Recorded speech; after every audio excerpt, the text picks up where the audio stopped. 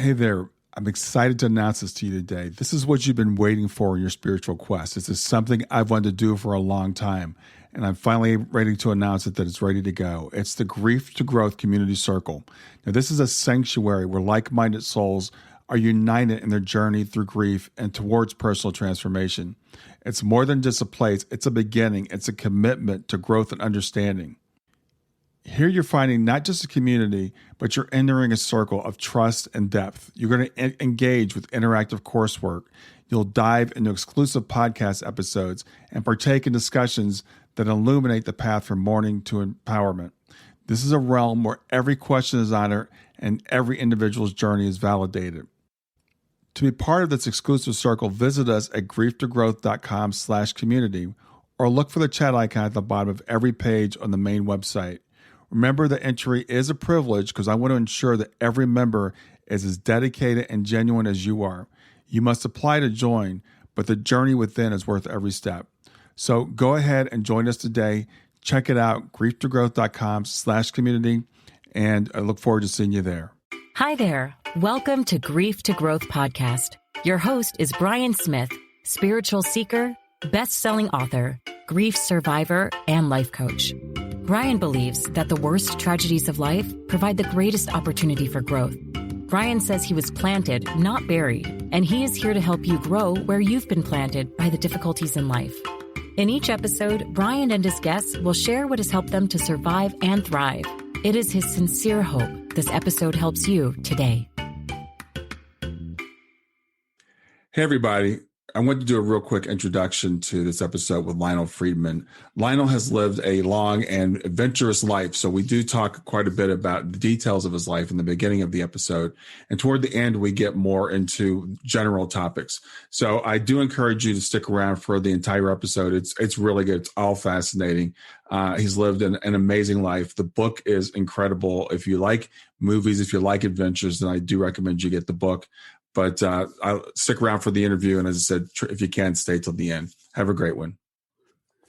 Hey, everybody. This is Brian. I'm back with another episode of Grief to Growth. And today I've got with me Lionel Friedberg.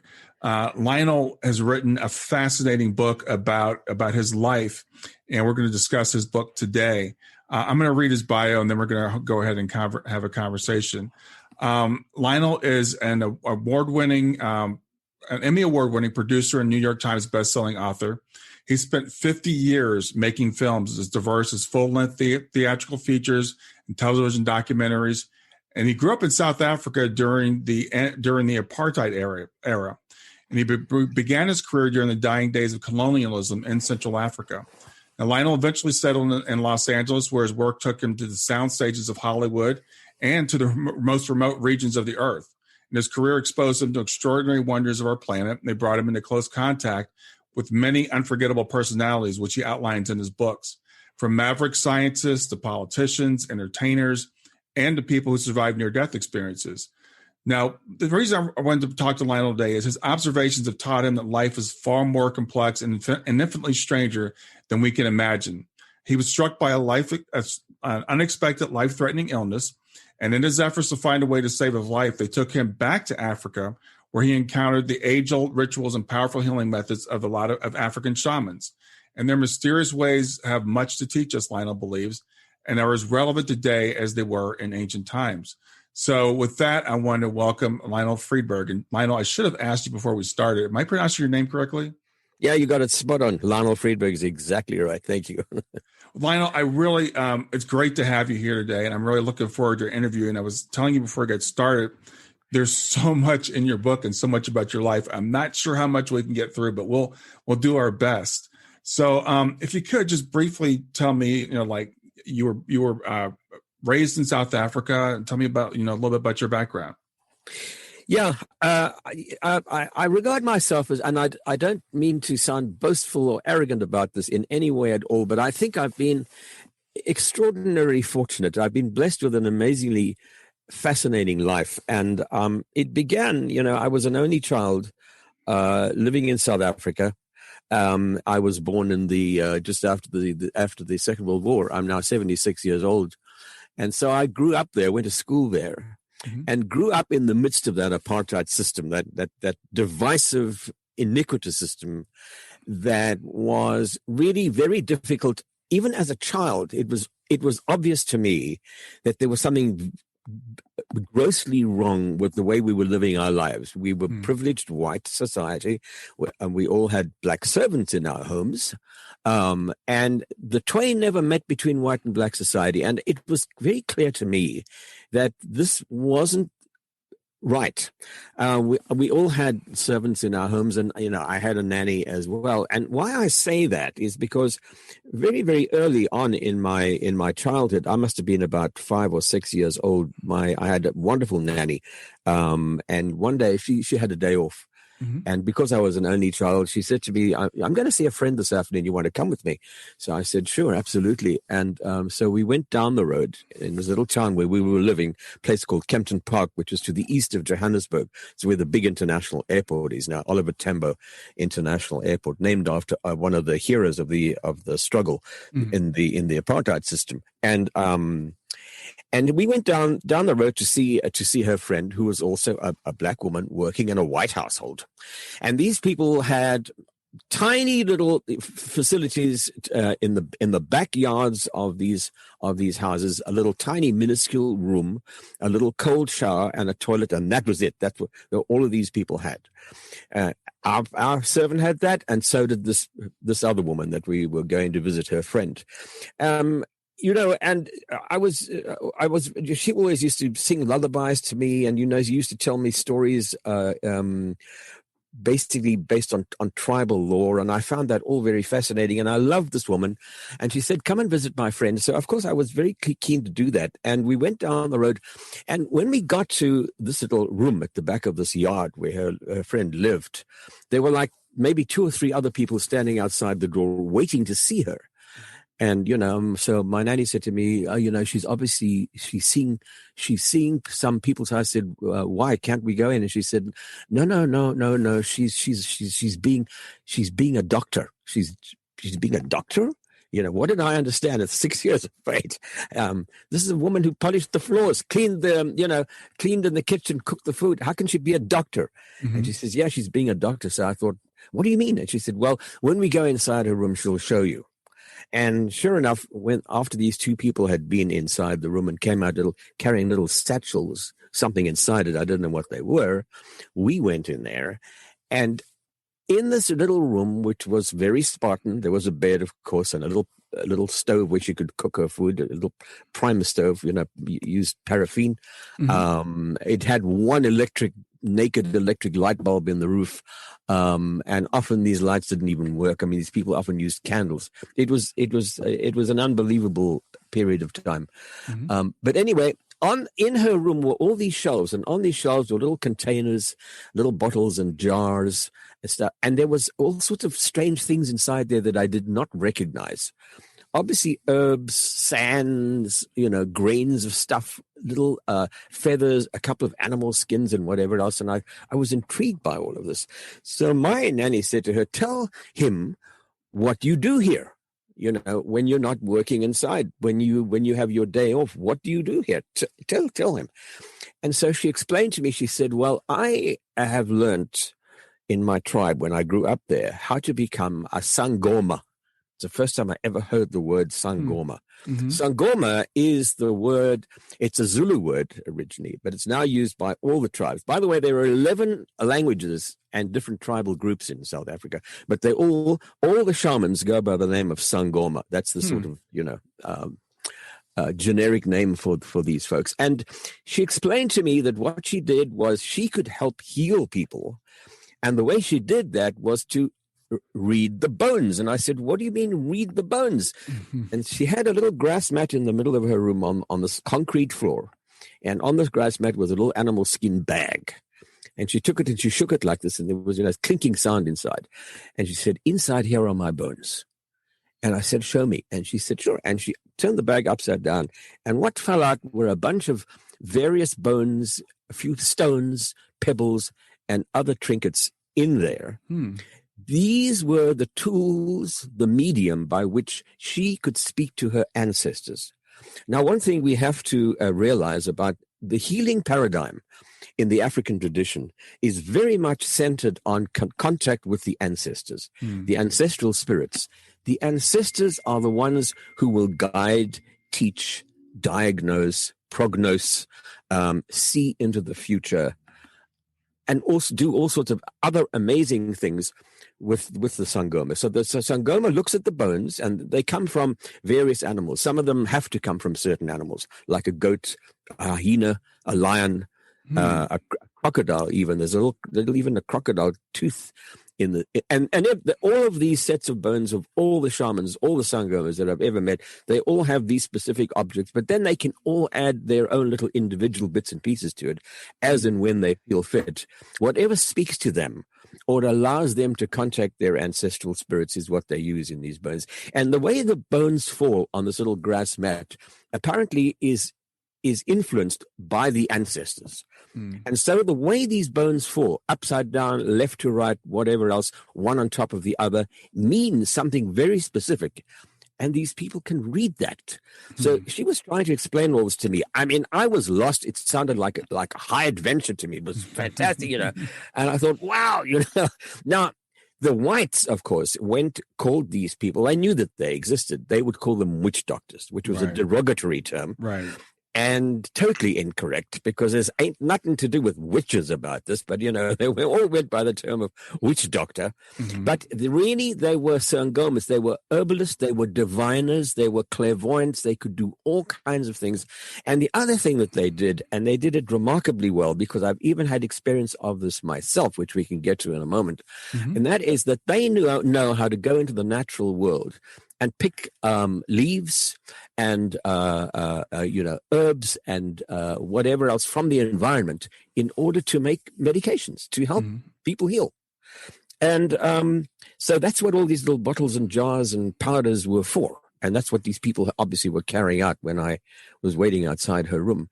And so I found all this really intriguing. Anyway, my friends spent a little time. They were yakking away in a language that I didn't understand. None of us white kids were taught any black languages at all. We learned two languages. We learned English and Afrikaans. And everyone had to learn those two languages, including all the black folk. But did we learn any black languages? No, absolutely not. Not back in those days. Not during the apartheid era. Things are different now. It's all a very different country today. But anyway, so I paint that picture because that was my first introduction into the healing paradigm of Africa, which I now have had extensive experience of, and it has been an extraordinary journey for me. I think that I have learned more from those folks than I have from anyone else. And believe me, I don't want to sound boastful again. I've made movies with a ton of different people all over the world. Yeah, you have. From universities to, you name it. I've worked with NASA. I've been, all sorts of exciting places. But I've learned more from some of the people who live in mud huts in the middle of nowhere, who don't even speak English, about how one can develop a relationship with the natural world, how you can tune into a higher realm of thinking, raising one's consciousness, and learning a lot about life and healing yourself through folks like that. It has been amazing. Now, let me just jump forward ahead a little bit. Comes the year 1960, I finished my education. I'm done with school. High school is done. Everything is finished.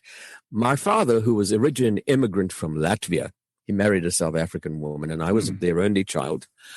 My father decided to leave the country because apartheid was really very, very, he found it an immoral system, could not live with it. And, he'd seen life elsewhere in the world. He'd originally from Europe. And he said to my mother, I think it's time we get out of here. This is just not the way. We shouldn't bring up a kid in a situation like this. And so he took a job at a store. Now, by trade, he was a watchmaker, which he learned in Europe, in Latvia. Tinkering in the days when watches had little coiled springs and little mechanical parts, Those, yeah. You remember those? Yeah.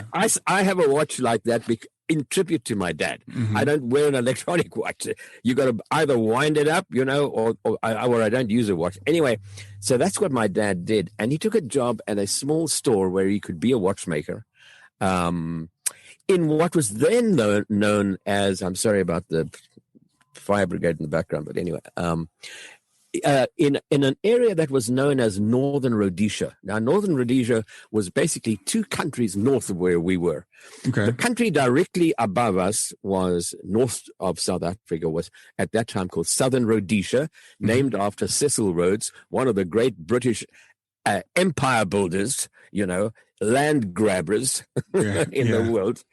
Although his legacy did spawn the Rhodes Scholarships. You have to give the guy credit. Okay. Credit I did not know that. Yeah. The Rhodes Scholarship is named after him because the guy made a fortune out of gold and diamonds, And so Southern Rhodesia was one territory. It was British, a British colony. And to the north of that was Northern Rhodesia.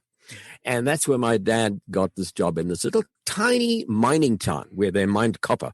Copper was a very big commodity those days, and fetched a big price. It's not so much today, but those days copper was a really important commodity used in all kinds of stuff.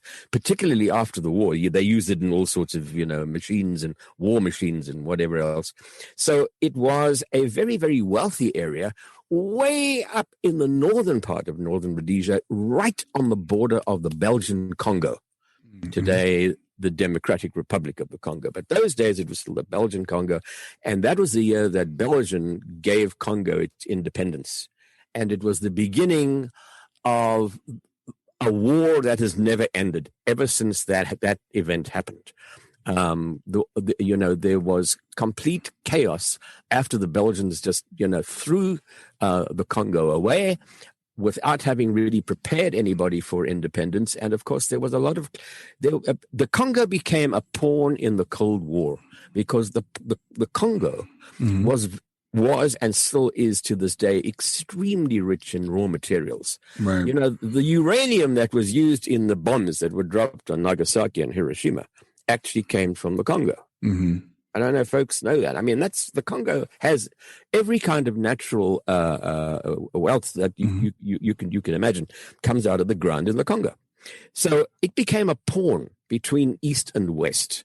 And both sides were playing against one another within the Congo. And this inflamed this war that began in the Congo. And it was at that time that my dad decides to go north to live in the country directly on the border of this country that's in chaos. But it was okay because Northern Rhodesia was peaceful and quiet because it was the British territory. And so he went up there. And I have to just say this to your viewers, because it's an important commodity in my story.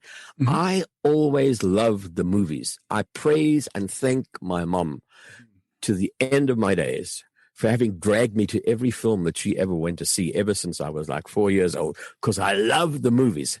And so my passion right from the get-go was I wanted to eventually get to Hollywood and make Hollywood movies as a kid. Yeah. So when I was 11, a cousin of mine gave me an old used movie camera. Now, these were long before the days of video, of course. We're talking about film now. Right. 8mm film. So he gave me that. And as a kid, from 11 years old onwards, I was making films for my school, sporting events, birthday parties, stuff like that, And I even made an epic called The Glory of the Garden because my mother was an avid gardener. Oh. and I used, Hollywood music in the movie and all kinds of stuff. So I love the movies. And what I really wanted to do, some of my favorite films of those days were all the Tarzan movies, the adventure films, The African Queen, King Solomon's Mines, all those wonderful stories about Africa, because Africa is a place of unbelievable adventure. The horizons are endless. Yeah. There is so much, especially those days that were not known about the continent. It was a place of mystery, mystique, and, adventure. Yeah. And I thought, wow, so my folks are going to live in an area like that. I'm going to take my camera. I ain't going to go to university, which my parents said, that's what you should do. Go and get a life. And I said, no, I'm coming with you. I'm going up to Northern Rhodesia with you guys because I want to make movies up there. I mean, not having a clue how I was going to do that, but that was my ambition. So anyway, when we got up there, I was horrified because all there was a copper mine and a town and the bush. From horizon to horizon was just, thick bush and nothing else. And I thought, what have I done? What am I going to do here? And there were a string of these little copper mines, and there was a local newspaper. And after a couple of months, I looked in the newspaper one day, and there was a little tiny ad in the newspaper which announced we're looking for staff for a new television station that was being built in one of these towns. For me, it was like heaven had heard my prayers. I thought, oh my, I got to get a job at this place. And I went and had an interview. Of course, they weren't looking for, super technicians and producers. All those folks were being brought in from Europe and from the UK. But they were looking for local people like drivers and people to work menial jobs in the station. Right. And I said, I will pay you guys. I don't care what job it is, but I got to work here. So they gave me a job, and I started working before they even went on the air. I helped them, piece the whole place together, put it all together. Mm-hmm. And here was this tiny station, which eventually went on the air. I can never forget the date because it was like the beginning of my life. The 15th of December, 1961, we went on the air. And it was an amazing experience for me because for the next 3 years, what we did was this. In the mornings, we would do educational broadcasts for local vernacular speaking people, local tribes in the vernacular languages. The main language in Zambia, in that part of the country, is Bemba. And in the afternoons, we would do what they would call cultural programming for adults, people who are living in the bush, for the various tribal communities. So we would have these groups of people arriving in the afternoon in their tribal regalia and drums and skirts and musical instruments, and they would dance and play music, and it was like being in another world. It was amazing. Yeah. And then at night, we'd have Leave It to Beaver and Bonanza and everything that you guys were seeing here in the States. So I was living in this dual world, and it was incredible.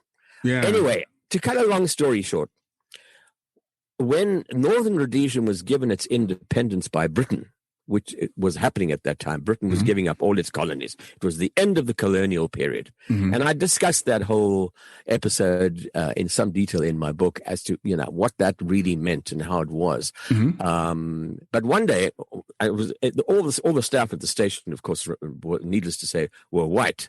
But one day, after we had become independent, the country became independent and became the Republic of Zambia under a black government. We guys at the station all got a pink slip to say that the station has been nationalized by the government, and you have all done a wonderful job. Thank you very much. But in 6 months' time, bye-bye, out of here. Your jobs are going to be taken over by local people. None of us argued with that idea because it made perfect sense. The country was now independent. It had a right to run itself, and we fully understood why they wanted to staff this place with local black people, Zambians. But the big problem was, what was I going to do with my life? Where would I go now? The others could go back to Europe and wherever else they came from, Right. But what was I going to do? My dream was to get to Hollywood. Now, how do you do that when you're living in the middle of Africa and you haven't really got a background? What am I going to do with my life? And so we had a guy working for us, a wonderful black guy who wasn't much older than me. His name was David Phiri. He was also a member of the Bemba ethnic group. And the next morning, after I got back from the station late that night with this little slip telling me, thanks very much, but you got to leave in 6 months. Right. So the next morning I said to him, and he and I were really good buddies. He loved photography. We gave him a camera for Christmas one year. And, he used to spend his time talking to me about photography all the time. Eventually he wanted to open his own photographic studio. So he and I had a lot in common. And the next day I said, David, I don't know what to do, because I've been fired. I've been basically told to leave the station. Oh, no. He said, why? And I said, well, because my job's going to be taken over by one of you guys. And what am I going to do with my life? And he said, and he thought about this and he said, you want to go back to South Africa? I did not want to go back to South Africa. Even though there was a thriving film industry in South Africa, I didn't want to go back to that whole apartheid. And we're talking about 1964, 65 now. I didn't want to do that. And I said, I don't know what to do. And he said, well, I will try and find someone who may be able to help you. I said, like what? Like who? Who's going to tell me what to do? And he said, Just stick around. I'll find someone. The next day he came back and he said, okay, on Thursday or whatever day it was, we're going to drive into the bush and I'm going to introduce you to somebody. And that person will tell you about your future. And I trusted the guy implicitly. I said, okay, whatever you say, David, whatever you say, I'll do exactly what you say. So the day came and there we were going along in my little secondhand VW Beetle, driving along this dirt road on the outskirts of a town called Ndola to this little settlement, a little sort of tribal settlement about maybe a few miles in the bush. And on the edge of the settlement was one single house, little tiny house, all on its own. And David said, I think that's the place there. Let's go there. So we went there and he knocked on the door and this little old lady came to the door. It was a hot day, as it always is in that part of the world. But she was all covered up. She had like a trench coat on and a rug around her shoulders, and she was like half blind. She was old, wrinkled and old, and very, very short. One of the things about her that struck me, first of all, is that she was an albino. You know, sometimes there's a skin pigment problem and the skin doesn't go entirely black and it's kind of more white than black. Sometimes people like that are regarded as freaks and are sort of, you know, not liked by the tribe, but she was highly respected because they said that she had special powers. She was chosen because of her power, and that was the sign of her powers. Well, we went inside her little house and she brought us into this little room. And the minute I walked into that room, there was some kind of resonance about my childhood because the smells and the things that I saw in that room reminded me of my childhood the day I went into my nanny's friend's room in that town way back, because there was a grass mat on the floor. There was a little bag sitting on that grass mat, and there were shelves with little bottles and containers of all sorts of weird things that I didn't recognize on the shelf. So I knew, she does what that woman did way back. This is going to be very interesting. So long story short, she spoke no English, but thank goodness for David. He translated everything for me.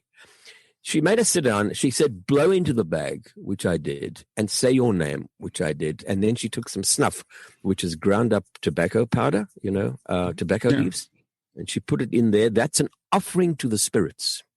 She shook the bag like this, and then she turned it upside down, and all of these bones and stones and little things fell on the grass mat. And she leaned over it like this, and she looked, and suddenly she went like this. Oh, she said, I can't see anything. It's too bright. You know, like in shock. And I thought, oh my God, what's happened? And she says to David, she said, why are all these bright lights shining at me? What am I looking at? She didn't understand what she was seeing, but she was seeing lights, obviously. Now, I'm telling you, this woman was half blind. Her eyes was like, ancient. And yet you could see that she was struggling to see because of some kind of whatever it was that she was seeing in the bones. And David said she wants to know what these big bright lights are that she's seeing. And it struck me, oh my God, she's seeing the lights in the studio where I worked. Yeah. And the minute I heard that, I thought, this woman is for real. You better pay attention to what she has to tell you. And she, for the next hour or so, she just sat there picking at these bones, and she didn't stop speaking for a second. It just kept flowing out of her. And David was translating for me, and I was trying my best to keep pace, making notes. He was trying to keep pace with her. She told me so many things, and every single thing that this old woman told me that day, 60 years ago, all came true. There were moments, there were highlights in my life that actually blew me away when they happened, because I only recognized when they came to pass that she foretold all that stuff. Yeah, I describe all this in the book. Yes, let me give one example for your viewers. Sure. Like, for example, she says he's not going to stay here. He is going to cross the big water. Now, she didn't know what she was seeing, because Zambia, remember, is a landlocked country. This little lady probably had never in her life seen the ocean. Maybe she's seen the nearby river and had never been more than 10 miles away from her village. But she said he will cross the big ocean in that direction. And she's pointing to the north. And when he goes there, there will be more lights and there will be very famous people. And there he will do his work. Mm-hmm. Now, I had no idea what any of this meant. Yes. Until I emigrated. I eventually left Zambia, went back to South Africa, worked in the film industry, and I emigrated to Canada because you couldn't get a visa to come to the USA those days because of the anti-apartheid policies. They wouldn't give white South Africans visas in those days. It was really difficult to immigrate. But I could go to Canada, and that for me was good enough because that was like my, the road to Hollywood, if you like. And so those days, you didn't travel by air, you went by sea. I'm talking about 1966. And so on the voyage going to Europe, on the ship one night, I was standing up on the deck all on my own. And I used to look back south every night because in the southern hemisphere is the Southern Cross, which is almost as conspicuous in the sky like the Big Dipper is here in the northern hemisphere. It defines the southern sky. And I would look at the Southern Cross every night getting lower and lower and lower and lower on the horizon because we were moving north. Right. And halfway along this voyage, it took 13 days to get to Europe from South Africa. I suddenly realized she foresaw this. Yeah. I am crossing the big water and I am going north. That's what I'm doing. I'm sailing across the Atlantic and I'm going from one hemisphere of the planet to the other. That old woman had foreseen this. Another thing that she told me, she said lots of things, but here's another example. She told David, she said, one day he will go to a world where there is only white. There is no color in this world at all except white. And he will be there and he will do work there. And I thought, what's that mean? Yeah. Well, comes 1991, I'm on a scientific expedition making a film for PBS, and I'm going to Antarctica. And now we're doing some research work in the ice, basically to do some to find out, is global warming really happening? Is the ozone hole getting bigger or getting smaller? Is the environment in the Antarctic being affected by CO2 in the atmosphere and methane? And is the sea getting more acidic? All that kind of stuff. So we're doing all this off an icebreaker research ship. And it's 1991, it's Christmas Eve. The captain stops the ship. We're dead still. The sea is covered in pack ice. And, everybody's partying on board the ship. And I went up on the deck. It was cold. Got all cuddled up and writing in my diaries. I kept copious notes of everything in my life. And I'm sitting up there on the deck, and it's like midnight. And it's not dark because it's the southern hemisphere, and we're so far south that the sun never set, perpetual daylight. And I looked around me and I thought, wow, this is like being in a big translucent egg because the sea was white, the ice was everywhere, the sky was white. You couldn't even see where the horizon and the sky, met. And I suddenly realized, oh my God, this is what that woman had seen. I'm in a world where there is only white. There is no color here. And I'm doing work here. I was making a movie. She foresaw that.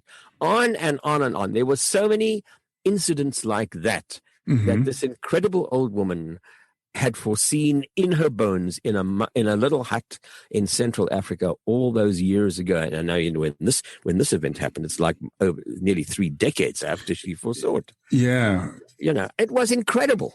We'll get back to Grief to Growth in just a few seconds. Did you know that Brian is an author and a life coach? If you're grieving or know someone who is grieving, his book, Grief to Growth, is a best-selling, easy-to-read book that might help you or someone you know.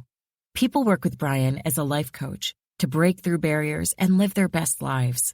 You can find out more about Brian and what he offers at www.grieftogrowth.com, www.grief2growth.com, or text growth, GROWTH, to 31996. If you'd like to support this podcast, visit www.patreon.com/grief2growth, www.patreon.com/GRIEF2growth to make a financial contribution. And now, back to Grief to Growth. Stay with us. We'll be right back. Hey there, something I want to tell you about today. My podcast platform, Buzzsprout, has recently made it easier for me to allow you to support me financially. Go to www.grieftogrowth.com/subscribe. That's grief2growth.com/subscribe. And once you're there, you can sign up to support me financially. Now, you can do it for as little as $3 a month, or of course, as much as you'd like. If you do that, you'll get access to bonus episodes, and you'll see those in the regular feed. They'll have a lock on them. But when you become a subscriber, you'll actually get access to your own private feed, and you'll be able to listen to the regular podcast along with the bonus podcast for the subscribers. I want to thank you for listening. I want to thank you for sharing the podcast. And I want to thank those of you who support me financially. Have a great day, and on to the episode. Yeah, the thing is I was reading your book, and one of the things you said that when you were talking about, you said I kept copious notes, because I was like, I wonder how you got so much detail on the book, because the book, I felt like I was going on the adventures with you. So you did a really good job of bringing us along and helping us to understand. And as you tell that story, I want to make sure that people understand that from the time that she gave you these predictions until some of them came true was like 30 years. Or more, or more. Yeah, even more. I mean, this was over 50 years ago, nearly 60 years ago. She told me all that time, and it's still happening even now. For example, one of the things she said was, one day he's going to get very, very sick. Mm-hmm. The only way that he's going to find any healing is to go to the place where he came from. I didn't know what that meant. And it turns out that, just a few years ago, I was diagnosed with a serious kidney condition. Mm-hmm. This is, in fact, this was 1996, I think it was. And, my nephrologist said to me, I had a biopsy, and he said, your kidneys are failing. You have an autoimmune disorder that is so serious, both of your kidneys are being attacked by your immune system, and your kidneys are going to fail. You're either going to be on dialysis within 10 years, or you're going to be dead, one of the two. And when I heard that, I thought, maybe this is what that woman had foretold, because she told me I was going to get very, very sick. But here's the amazing thing. I have a friend who's a surgeon. He's a white guy like me, and he's the same age as me. And he studied at Stanford University. He originally studied in Johannesburg, and then he went to Stanford, and he became a general surgeon there. He practices now in Santa Barbara. And his big thing is studying the shamanic methods of back in South Africa, which is where he came from. Mm-hmm.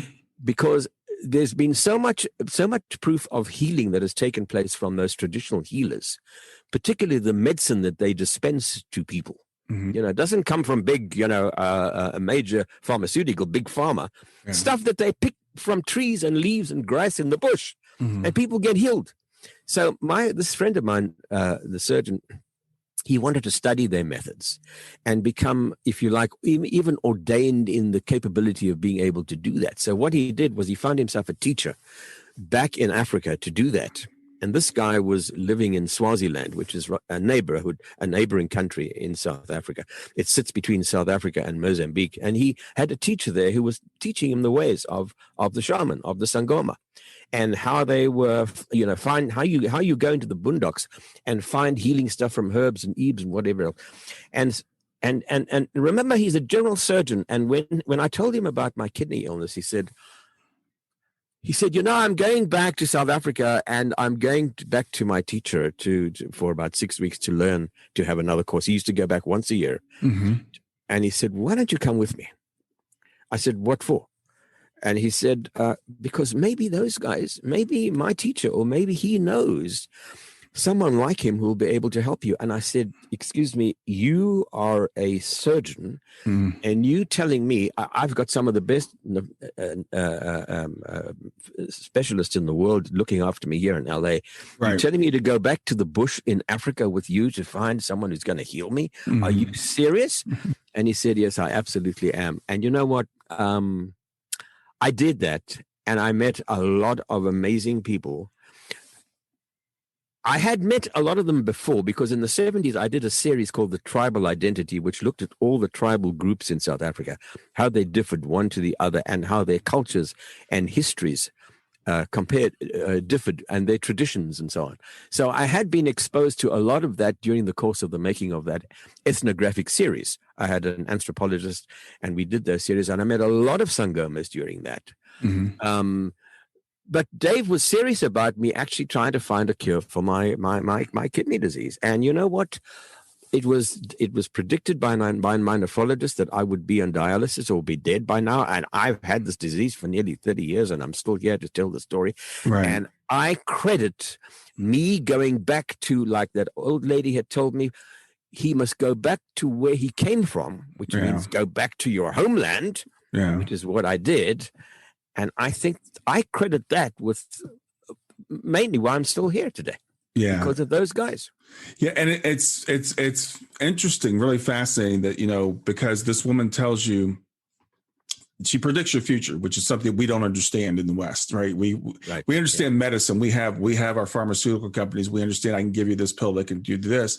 And some of these healers use herbs, but it's more than just the herb. It's the spiritual aspect, right? Because when you did go back to get the healing, you underwent an exorcism, right? I did. Yeah. Because this guy, the teacher of my friend, a wonderful old man, unfortunately, he's passed away now. I have a great photograph of him in the book. He was an incredible individual. When we arrived, and he lived in this little compound place on the outskirts of a town called Menzini in Swaziland. Actually, Swaziland today is now called Eswatini. The king, who's got like 5 or 6 wives, he decided to rename it. Swaziland was its original British term, and he decided to call it after its original term, Eswatini. But those days, when I went back there, it was still called Swaziland. The language they speak is Swazi, which is closely related to the Nguni languages, which include Zulu. So Zulu and Swazi is an Nguni language. And so, basically those folks understand one another. And this old man, he said to me that when I met him, as soon as we met him at his compound, was, let me just get rid of, why have I lost you? I'm here. Are you still there? Okay. Yeah. Okay. So, the minute he met me, he looked at me and he looked right through me. And he said, "You're a sick man, aren't you?" He spoke perfect English. And I said, "Yes, I am." And he said, "Tonight we'll throw the bones." And that night, we stayed at his place. We stayed in one of his guest huts in his little compound. And he throws his bones for me. And again, the paradigm is the same. He communicates with his ancestors. The ancestors speak to him.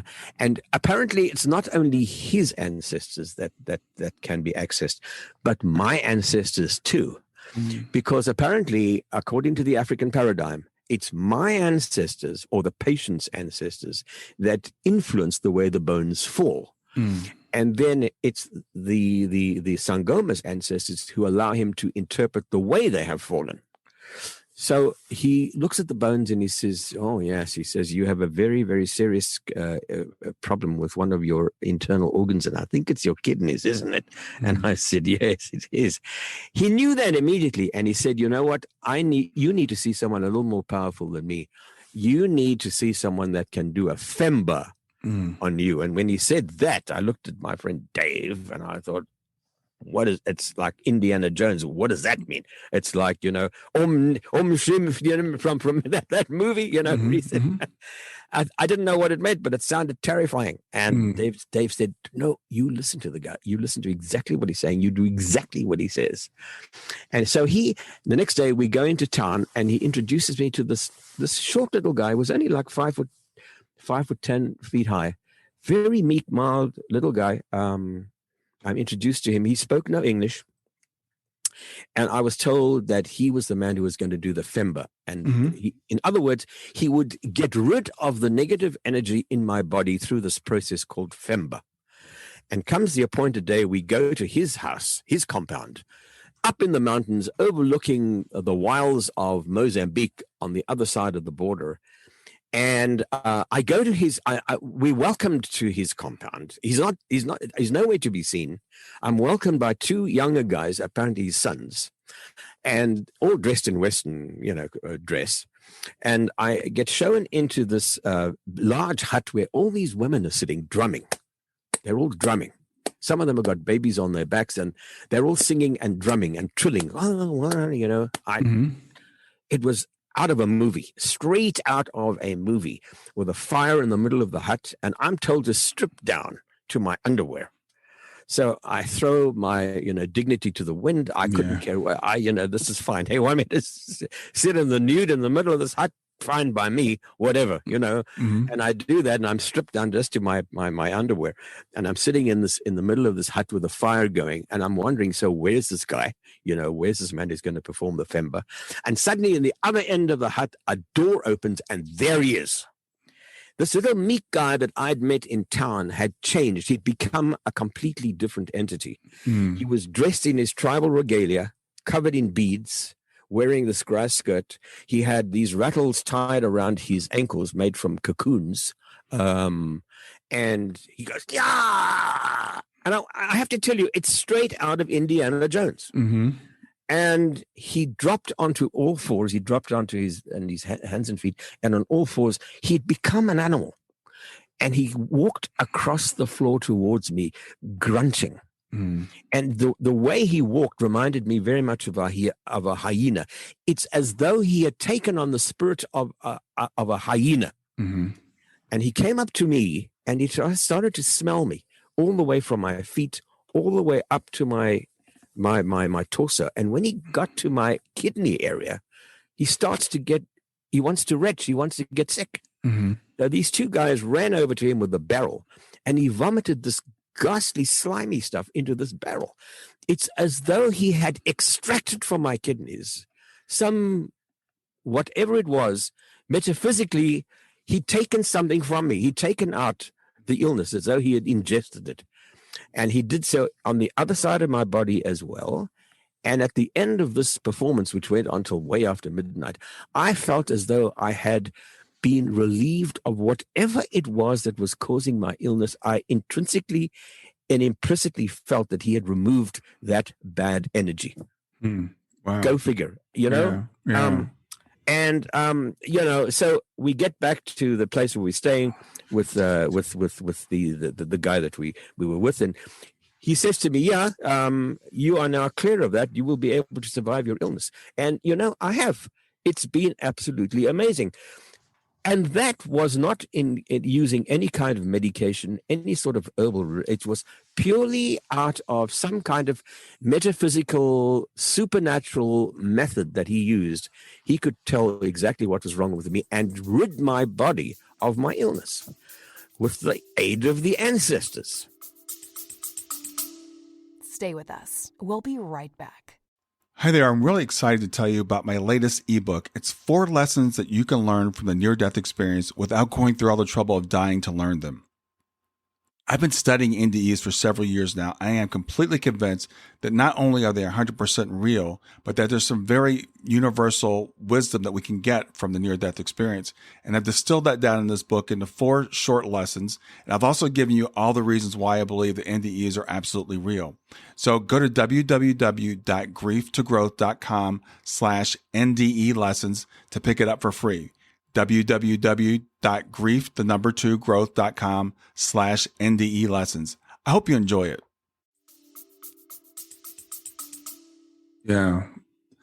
So, it's really interesting to me that you as a white man raised in South Africa in that society, and you saw this medicine, but it was kind of taboo, I would assume, for white people to partake of it. But you were open to that for some reason. 100%. I mean, I didn't doubt it. And I'll tell you why. Mainly because of this television series that I did in the 70s, when I went to all these tribal groups and I met these folks. There was just too much evidence for me when I saw what they did. There was just too much evidence that whatever they were doing worked. People were being healed People were making a difference. I actually saw a woman who was exorcised of a bad spirit in a ceremony in a particular area during the making of that series. That was absolutely phenomenal. It was like straight out of The Exorcist. This woman was possessed by something, and I saw this shaman, the sangoma, do a ritual with her that she came out of that as though she had been relieved of some possessive spirit. It was absolutely incredible. Now, does this, it all sounds kind of like black magic or ooga booga stuff. It's not. It's real. They have the capability of tapping into another realm that we here in the West have no clue about. Yeah. Or we deny it. But these folks know about that, and they respect that. And so I developed a respect for that. So when this all began to happen, I was totally open to being exposed to this, because I knew that there was more to it than just, just hearsay. I knew that it would help me. And, I'm proof. The fact that I'm still here is proof of that. Yeah. The fact that you're still here, and the fact that you documented that first reading you had in 1964, which yes. I would imagine at that point, there was something she told you that seemed to kind of resonate with you. But I would imagine going forward, as these things started to unfold, you were like, oh, wow, this really is happening. Right. I mean, she foretold, for example, I was nearly killed, trampled by an elephant in the bush when I was filming once in Mozambique. She foresaw that. She described the event. She did not know that it was an elephant, but she described the great beast. It will nearly kill you. You must be very careful. And there I was making this safari film in Mozambique in 1967. And I won't go into the horrible details, because basically what it was, I was doing coverage for a group of 3 white hunters from California who were on safari in Mozambique, killing wildlife for fun, which made no sense to me. That's why I took the project. And, they shot at an elephant and missed. And there was a female elephant who had a baby with her. And she knew that her baby was in danger, and she charged us. And, I was rooted to the spot. She was actually charging the hunter who had the gun. He ran out of the shot, and I was rooted to the spot. I was so terrified.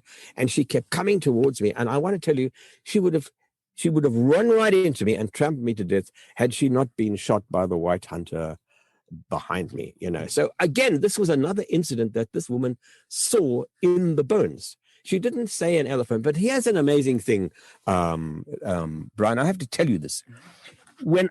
Every time I had my bones read by a sangoma on all the later occasions, every single time they threw the bones for me, the very first thing they would say to me was, what is this ndlovu that you've got with you? And ndlovu is the Zulu word for elephant. They all said, you have this ndlovu spirit with you. What is this? And you know what? When she died in front of me, I filmed her death. And I felt a connection being made between me and that animal when she died. It's as though we made something happened. Something happened between us. And I'm not making this stuff up. I'm being I think the spirit of that elephant has been around me ever since that happened. And this is way back in 1967. Wow. She's been around me ever since as a kind of protective spirit. And every time these shamans have read my bones, they have seen the elephant in the bones. They have all said, what's this elephant spirit around you?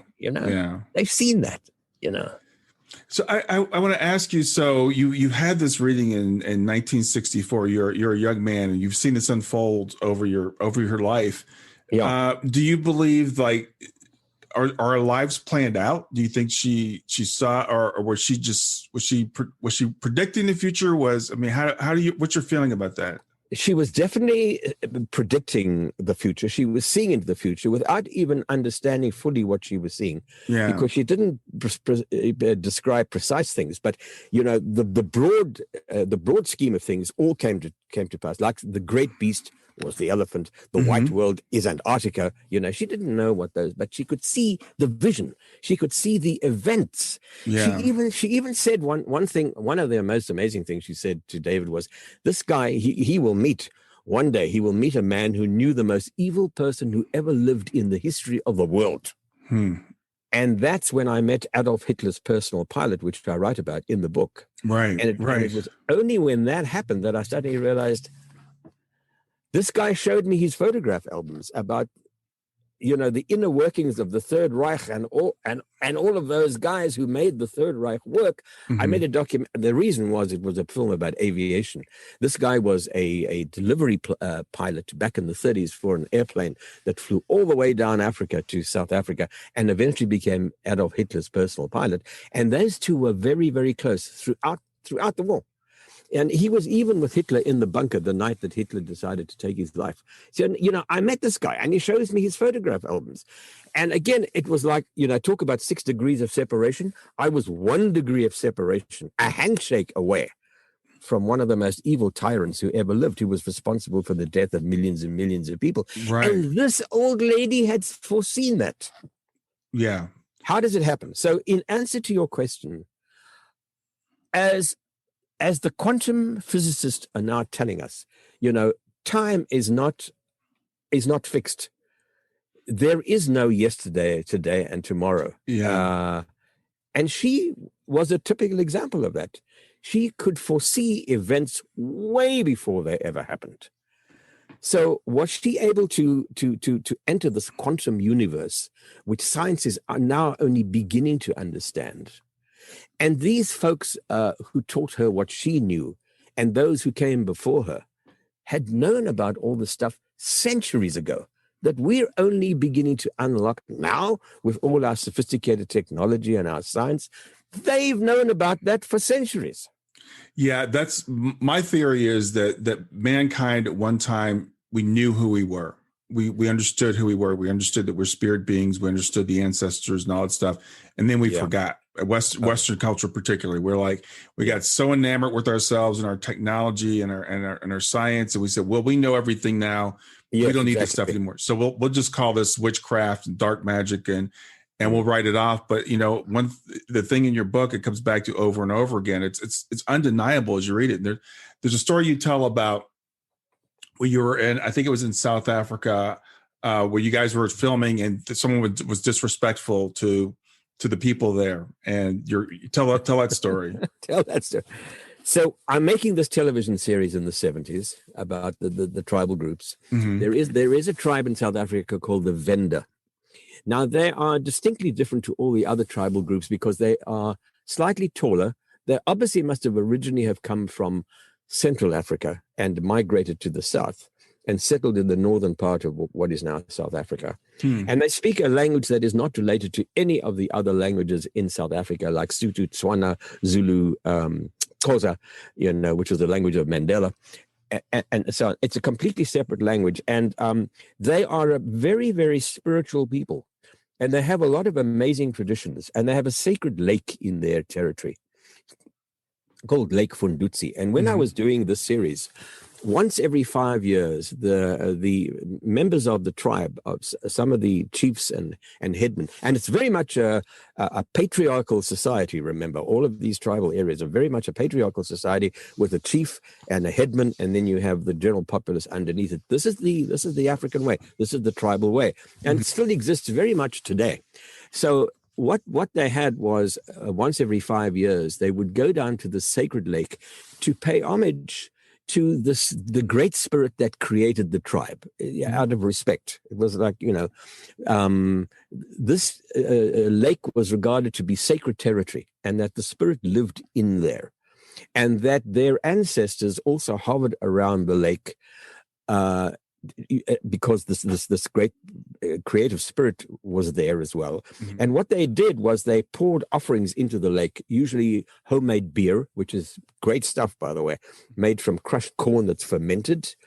It's got an oomph to it, but boy, it's as nutritious as can be. It's great. It's like good Irish Guinness. When you drink a bottle of Guinness, you're drinking a meal. There's so much nutrition in it. And this homemade brew is exactly the same. And they offer that to the spirit in the lake. So once every 5 years, they do that. Fortunately, we were in the time frame where we could film one of these events.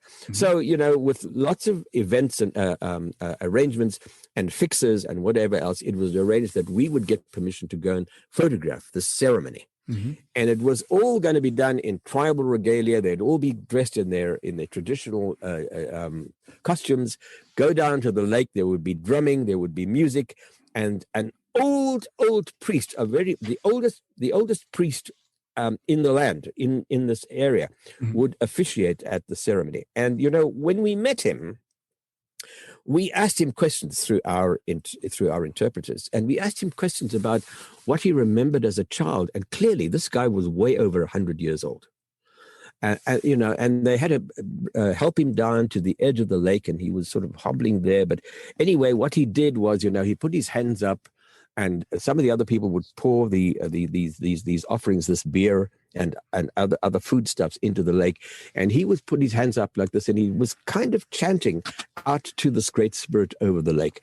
Now, my anthropologist, who was the host of the series, was in front of me. So here's me, here's my host, and in the background is this priest and the lake and all these other events. Great shot, it's just beautifully composed. But we had to take our shoes off because, it's holy ground. You take your shoes off in a place like that. So we had to do that, but there were lots of thorns and pebbles and stuff around. And my anthropologist stubbed his toe and was sort of hopping on his leg like this. And it's ow, ow, ow, ow. And my assistant, one of the assistants on the crew, started to giggle. And it was infection. You know what it's like when someone starts to giggle, it spreads like wildfire around the room. Right. So we're all starting to giggle and laugh. But meantime, the ceremony is going on, and this old guy is doing his thing, doing his incantations out to the great spirit in the lake.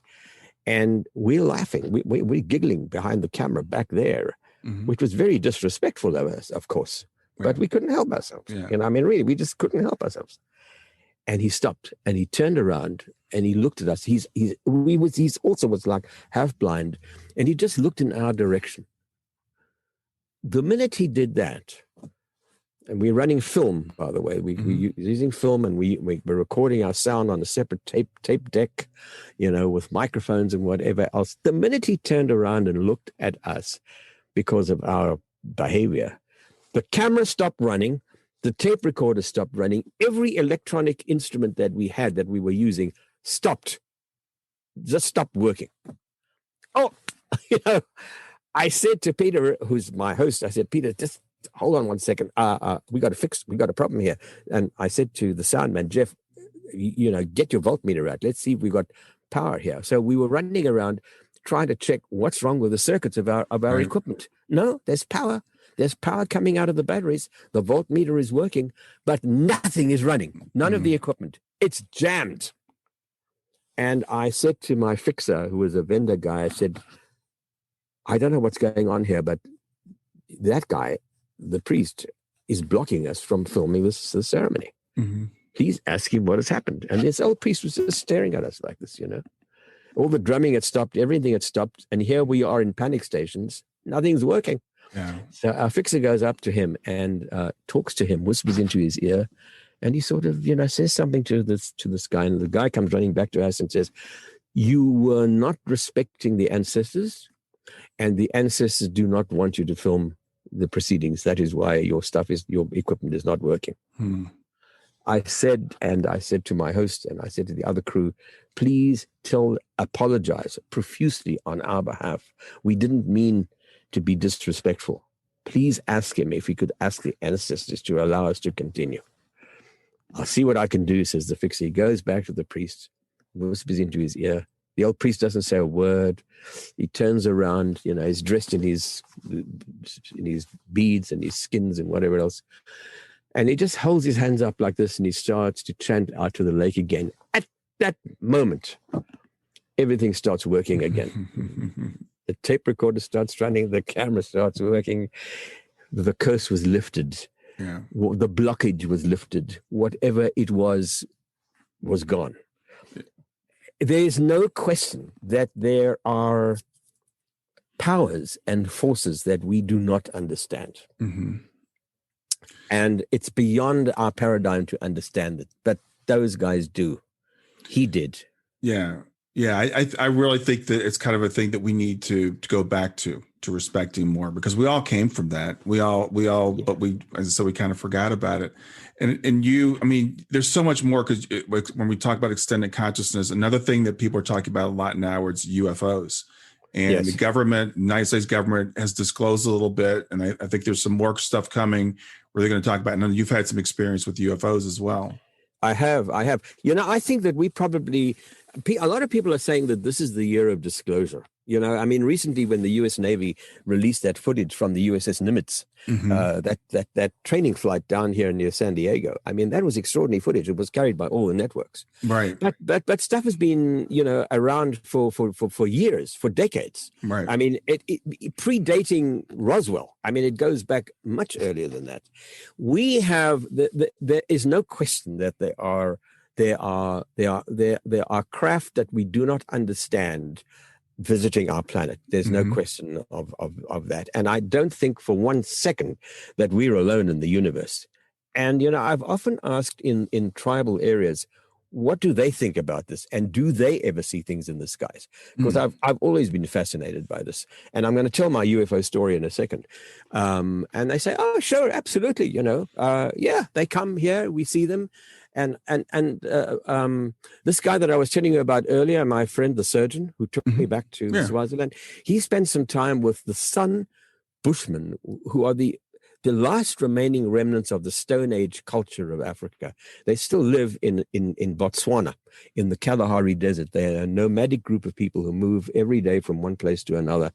And they have what is known as a trance dance. At night, they light a fire, and the men go around the fire, and they go into another state of consciousness.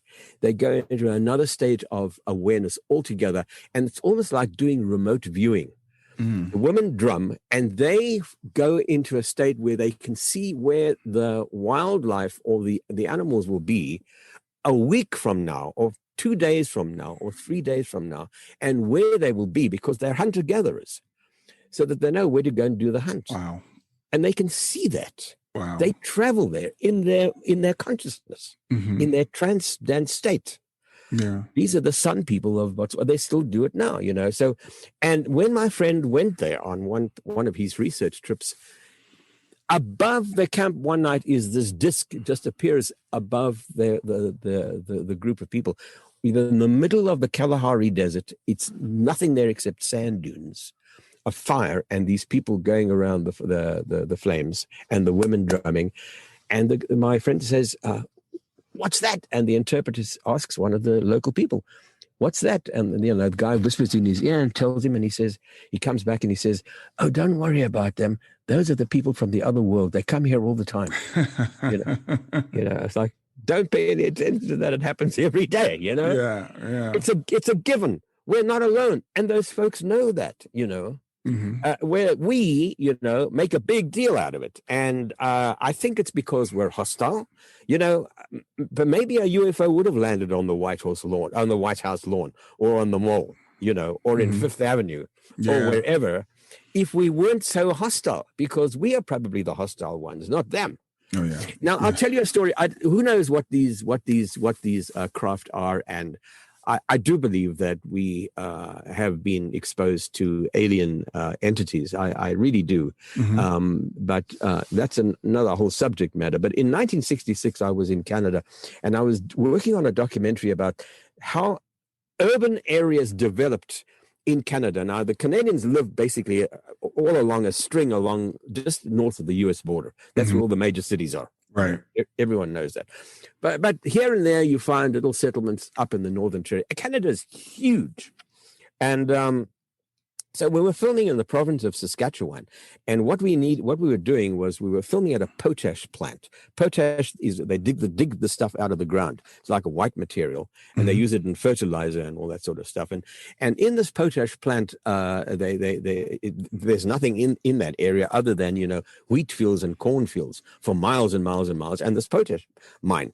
So we wanted to film a sequence there because around it was developing this little town. And that was part of our story, how communities get born, the genesis of urban areas and how they develop. So we needed to film at this potash plant. So that night we're staying, it's a small crew, just three of us. We're staying at a motel. And the next morning we get up pretty early to go and drive to the potash plant. And we're driving, and you could see that like 30, 40 miles away, you could see this white dust coming up from the ground, and this cloud sitting in the sky from this potash plant. And eventually we get to the plant. We get to the main gate, and as we get to the main gate, the guy says, he signs us in. He says, "You guys better get down to the parking lot and take a look at that cloud, because there's something up there." Like, what do you mean? No, we don't know what it is, but there's something up there in that cloud. Okay, fine. So we drive down, station wagon days. There are days when we used to have station wagons, and we drive down and we unpack the station wagon. I unpack the camera equipment. The director, I wasn't directing that. The director meets the manager of the mine, and they go and talk about the day's filming. But I set up the camera in the parking lot, and I put on the longest lens we have, like a telephoto lens. And I trained it on this cloud, because a couple of the guys from working at the mine, they came up to me and they said, "Are you trying to shoot? You trying to get a picture of that thing that's up there?" And I said, "Yeah, what is it?" And they said, "We don't know, but every now and again you can sort of catch a glint of something sitting in that cloud." I'm intrigued. So I put on this lens and I look at this cloud, and after about 20 minutes or so, a little breeze comes up and the cloud dissipates. And in the cloud is definitely something metallic. And I think, wow, I was a UFO flying saucer fanatic ever since I read George Adamski's book back in the early 50s about flying saucers have landed. That was the first evidence that perhaps things were like UFOs, flying saucers existed, right? And so I was always open to that and interested. Besides, I was always a sci-fi nut.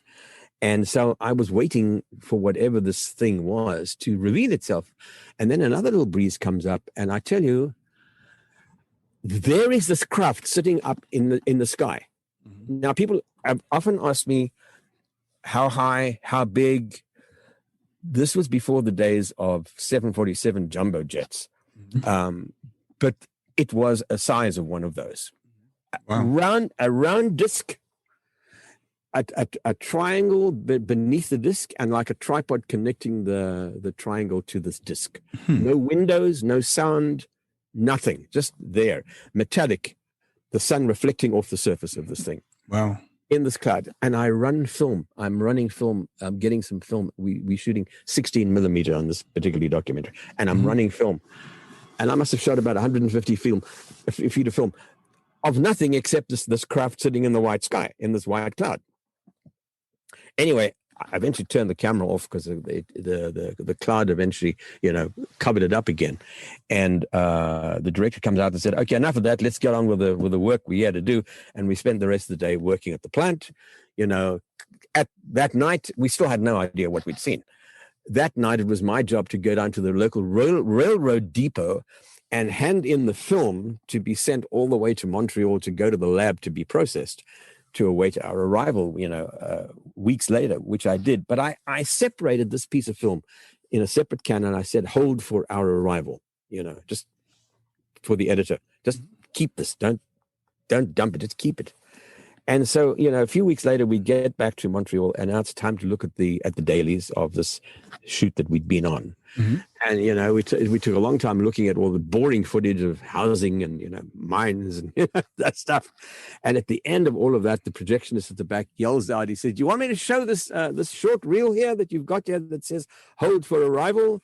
"Yes, please, put it on." So, he puts it on. And we've got the head of the camera department there. We've got a couple of other people there. And sure enough, on the screen, as clear as daylight, there is this craft sitting in the sky, silently, doing absolutely nothing except just there. Wow. And the feeling was, we don't know what that is. But it was during the days of Project Blue Book, and everyone knew about Project Blue Book. It was big news. Project Blue Book was run by J. Allen Hynek out of, I think it was Wright-Patterson Air Force Base in Ohio. And so the head of the camera department says, "Why don't we send that footage down to the States and let them analyze it and see what it is? Maybe it's something that they'd be interested in. Who knows, So yeah, sure. So the secretary who worked for him, her name was Frankie Johnson. I'll never forget her name. She, wraps up the stuff and couriers it to Ohio, and we forget about it. Some weeks go by, and one day I go into the camera department and I say to her, "Frankie, did we ever hear back from those folks in in the States about that thing that we shot above Saskatchewan, above that mine. And she said, no, let me call them, and it was, she looked at the time difference. She said, I can call her higher right now. So she calls the Project Blue Book, the office, from the camera department office. And she says, oh, really? Oh, I'm sorry to hear that, and Butcher puts the phone down. And she said, they deny ever receiving the footage. It was couriered to them. They did receive it. They signed for it and then denied ever receiving it, which lent to me, and certainly to a whole lot of other folk, the fact that there was an attempt to conceal information from the public about these things. There's no doubt about that at this point. I mean, the government has admitted it. So, if you told me this 10 years ago, I might say, yeah, okay. But now they've admitted it. They have. So, so how much more is there to know? I think a lot. And I think the time is coming pretty close that they may reveal some stuff to us, because there's definitely... it's for real. It's been happening for a long time. Jacques Vallée is a very, very famous French researcher who's been collecting material about this stuff for years and years. He's just brought out an incredible new book, and it goes right back to the times of even ancient Egypt. He's got artwork in this book that shows that even on the Middle Ages, there were tapestries and paintings done in Europe about flying objects in the sky. It's been around forever. Yeah, absolutely. We're running a little bit over, but I do want to ask you one more question. I want to talk to you about, you shot a documentary about near-death experiences. And it's like to get your take on that for a few minutes. Well, I met a number of people who had NDEs, and all of them told extraordinary stories. The one particular one that I found particularly interesting was a woman by the name of, I'll just use her first name, Pam. This was in Atlanta. She was clinically dead on the operating table. They had to remove an aneurysm from her brain. And she was, it's very tricky to not have oxygen going to the brain, because the brain can basically shut down. Right. So you gotta be able to, if you are dead, and they have resuscitated people many times, by using paddles on the, but the try not to let the brain not get oxygen for too long, because you could have permanent brain damage. This is always the problem. But they had to put Pam, they had to stop the blood flowing in her veins and stop her heart, because that was the only way to get the aneurysm to get into the brain and get the aneurysm out of there without her losing a lot of blood. So she must have been clinically dead for about 15 minutes. And then they sewed it up, put this in, and revived her, resuscitated her. And when she was resuscitated after that, she basically described every single thing that happened to her surgeon. Her surgeon didn't believe a word of it. And he said, well, what did you see? She described things that he did. She described the fact, one of the assistants during the operation, the surgeon asked for an instrument and the nurse dropped it, and he scolded her. And Pam said, I saw you do that. Why did you do that? Wow. And he said, you saw that? You were clinically dead at that time. She said, no, I saw you do that. She described the music that he was playing. The surgery went on for like 4 or 5 hours. And he had a little tape deck in the corner of the operating. She said, I liked some of your music, but I didn't like this song and I didn't like that song. He said, how could you possibly have heard that? So I interviewed him. I talked to her. There was no question that she was absolutely awake and alive and aware throughout her operations, and she was witnessing what was going on. I met a guy who was basically dead. He was crushed by a boulder, and he was brought back to life. And he described his entire trip in the ambulance, what happened to him in the operating room. But talking to adults is one thing. But what really was amazing for me were the children that I talked to who had near-death experiences. Okay. There's a guy who's a pediatrician in Seattle, and I'll try and make this quick because I know we're running over time now. But I met about 4 or 5 kids that were introduced to me by this pediatrician. He interviewed kids who had all been clinically dead and been resuscitated, and he asked them to draw pictures of what they saw while they were asleep. In other words, while they were dead. And all of those pictures were very similar. And none of these kids knew each other. This tunnel of light, these white beings, these angels, these big blobs of light that floated around, the fact that they were given an option to return back to mommy and daddy or to go to another place, follow the angels or whatever, whatever these white figures were that they were talking about. When kids tell you things like that, they're not lying. They're not making it up, especially when they don't know each other. And it's all so similar. Yeah, absolutely. So there is no death. It's just the demise of the physical body. And for folks who really want to find out some really good scientific stuff about it, read about Dr. Robert John and the Princeton Anomalies Research Unit at Princeton University. The guy has now passed on. He was in my show. I did a show for one of the networks called Beyond Death, a 2-hour show.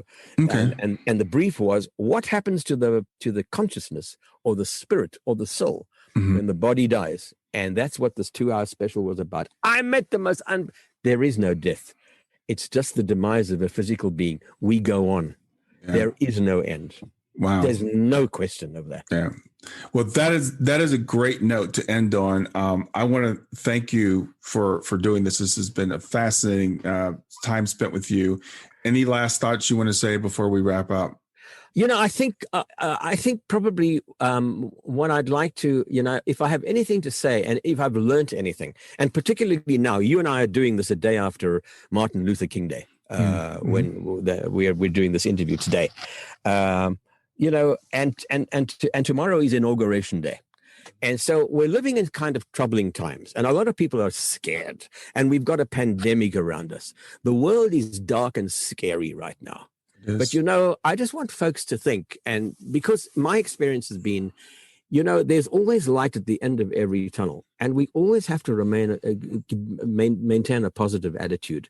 And I think one of the most critical and important things to do is to not to listen to hearsay, but to be curious within yourself and to try and find out, if you're curious about anything, find out as much as you can without believing everything that you're told.